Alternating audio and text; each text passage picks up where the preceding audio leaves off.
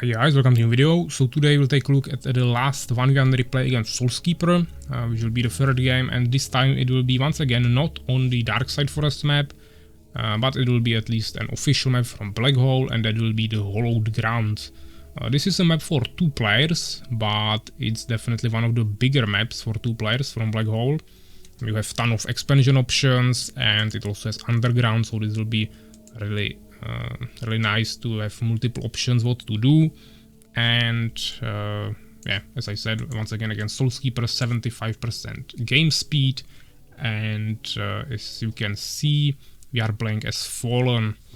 So let's see what SoulsKeeper played. As you can see, also played as Fallen. So right now we'll have a Fallen mirror. Let's bring up the resources. There were of course no spectators. It was just a small map. Of course there is this tournament, one-gun tournament that is coming. I hope this video will be released before the tournament, but maybe it's already happened, but it's probably gonna be coming after this video is released. And this map is in the map pool, so that is why we are training for that, trying the maps from the map pool to figure out some strategies that are gonna work for us, hopefully. Yeah, he was complaining that he's rusty, or not complaining, but mentioning that. I was saying that that is why we are training, of course.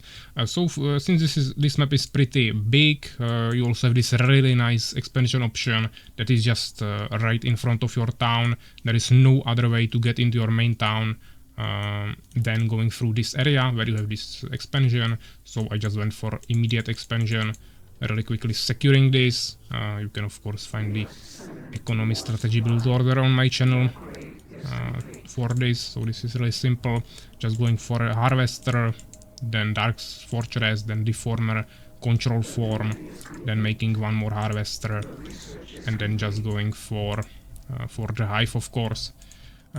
So I'm just trying to block this path a little bit so they can just pass through here willingly. Then I'm making the control form a little bit in the back because I still need to make a tower, so I want to of course protect the tower mainly with the control form that can block the path where units can walk.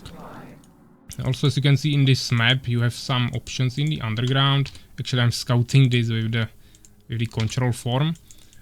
You have some options in the underground to get some treasures. If we reveal the Fog of War, you can see that here are enemies that you can kill to level up your units. And then in this area, you have also units that you can use to level up, but there are also treasures, as you can see, 400 gold and 100 wood, and I believe there are also some gems that are just not displayed here anymore. Maybe 100 or 50, I don't know exactly. But yeah, there are definitely many things on this map. You also have these expansions that are actually protected by spiders. Here are even some green worms. Then we have these expansions that are not accessible from the ground. You need flying units to get there, or some other type of transportation or fast travel. Then we have these expansions in the middle, so definitely ton of options. You can of course also just attack through the underground without even facing any of the neutral enemies. So let's toggle the Fog of War on. As you can see, SoulsKeeper is going for Hive Stingers, maybe trying a small rush, but also making an incubator to at least go for some upgrades or unlock some other units like Hive Spitters or Hive Guards. But for now he's just spamming Hive Stingers. Of course I already have one tower finished. I'm spamming harvesters for my expansion, also making some Hive Stingers, also making new harvesters in my main town because I still don't have them here yet, because I was spending the resources on my expansion for a while. Now I'm sending a scout here to the middle of the map, actually meeting his scout, but we just passed through each other. Didn't even fight, but I'm also sending one scout to the underground just to be sure. In the meantime, just producing more Hive Stingers, which is pretty slow with just one hive, but it's okay. Now we found out about my expansion, also found out about this tower, so I'm making another one, maybe even actually third one on this side. Of course it's not that well protected anymore, but I also want to protect this tower, so I will place the control form on this side for now, and he's still standing in the back for a while, so I definitely have some time to finish my towers. Now I don't have population, so I cannot produce harvesters yet, but I actually queued up one here at the right time, and also I'm going for grasp, which will be really important. if you are going for a quick expansion, it's always really good to get this, so you can protect both of your bases against basically any push, unless it's big units, but in the early game that can be basically only Goblin Riders, or Hive Spitters of course. So yeah, he actually passed through here. He didn't want to fight against my 3 towers, which was definitely smart from him. He actually managed to get through here. If I had some units here, it would be much easier for me to block him, but fortunately I already have the grasp, so I will just easily get all of his Hive Stingers that are actually counter to me, because they have pike damage and I take 150% damage from pike. But thanks to the grasp ability and also all of my Hive Stingers that came here, I was really easily able to push him back. And now of course I have a huge advantage of resources thanks to my expansion that is basically almost full of harvesters right now. I also have ton of resources, and of course now he knows that he's kinda dead. So now I'm immediately going for hives, because the only thing he can do is just to try to rush me really quickly with some other units. He already went for Wild Cocoon, which I kinda predicted as well. Of course I was predicting the rush, so I went for the grasp ability and protected my expansion with towers, but right now I'm expecting definitely hive guards, so I'm going for 3 new hives, also actually 4 new hives with the one I already have, so 5 hives together, by also making Wild Cocoon and also Soul's Trap just together upgrade, gather experience and also unlock some extra buildings. I'm telling him that I read him like a book. And I'm also making 2 more deformers in the back just to make some new buildings that will be protected by these towers. Of course, right now I don't have any towers in this base, so this is not protected against his flying units that he already has. I also don't have anything in terms of my army to actually kill flying units. I definitely need to upgrade these deformers. I think I already did it. No, I actually didn't even upgrade this one yet, and I don't have any deformers in my main town. But of course he cannot really do anything here. He killed 1 harvester maybe, but he doesn't want to fight my towers. And he also cannot really destroy this Wild Cocoon. So he can of course go and start killing the harvesters in this town. I will actually stay here for a while just to get a few more resources, and then I will just retreat, I believe, to my expansion, which is protected by the towers. But since I already finished my Wild Cocoon, I can start producing some hive guards really soon. And since I already had, of course, incubator, I also started making some hive spitters and maybe even metamorphosis, I'm not sure. And as you can see, I also upgraded all of my deformers to charged deformers. So even if he tries to pursue my harvesters to this area, he will still get hit by the deformers. It deals only 15 damage, but also really good slow. It's actually even tankier than Lightning Spire by a lot. 3 armor and almost double HP. So this is definitely a really strong building, even though it doesn't have that high damage. Now I will just let him hit my Dark Fortress for a while, but now I have a really decent army with 4 hive guards. Thanks to so many hives, it's actually pretty easy for me to get this and produce really quickly. And I also have some hive spitters, so this should be really easy for me to repel this, even though he has pretty decent army already. Now I realize that I have 0 wood and I have so many harvesters ready that can go for some wood from this main base, that I can really easily catch up on that. Of course all units cost wood that can attack air, so I will need to fix that really quickly. And here I split his army a little bit, also split my army, finished few units on one side. Now I'm just tanking with all of my ground units because I don't really want to keep those. Those are just to protect me now. I want to tank the damage with them, and then I of course want to maintain my mobile army of hive guards. And even though he has a little bit more hive guards right now, he could have actually killed me here. Of course I would make new units, but he could have killed these units with his units here.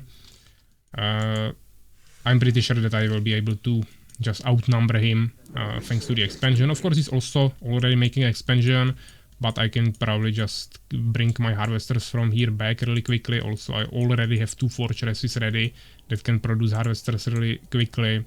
I'm also building some lightning spires here. I have much more production buildings. I had more resources saved up, so now I was able to create more population of units really soon. And I have also really good anti-air defense with all of these deformers and everything. So, of course, He still could have tried something with some advanced units, but he just doesn't have resources for that. Maybe if he didn't commit it to the rush, let's say, so quickly, he would have been able to still like maintain pressure with fewer amount of units while still expanding, and maybe he could have still recovered from the first push he made. That was of course totally countered by my grasp upgrade, but he just continued pushing, which was definitely not too smart there. And right now he's of course just getting pushed back. Right now I already have stronger army and stronger economy, so this should be really easy. He didn't even upgrade his deformers. He has 0 towers, so his town is just not protected at all.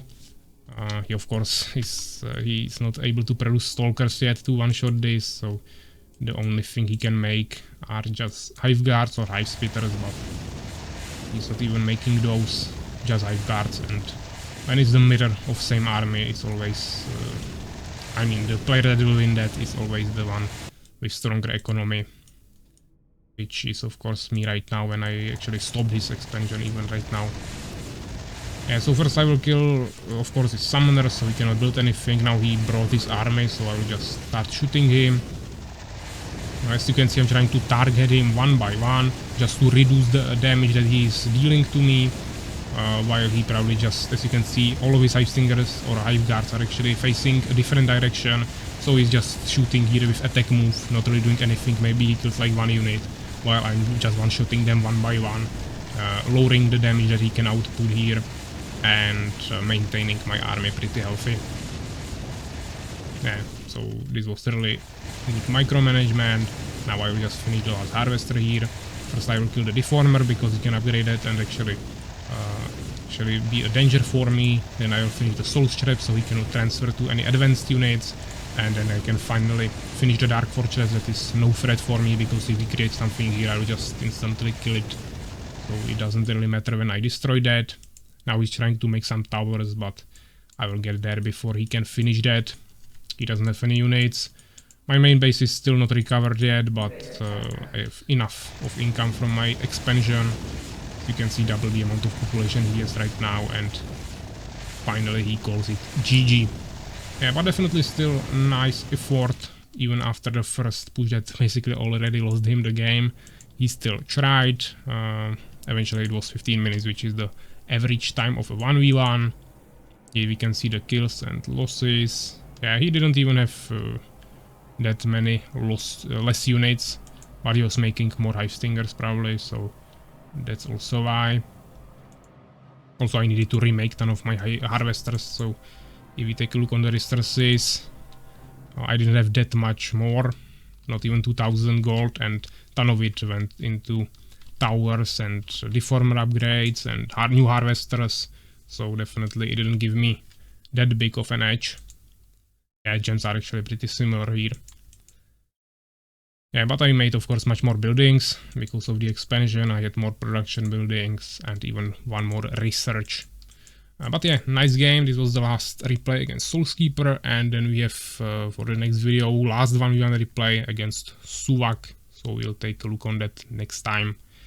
So yeah, thanks for watching and see you next time, guys.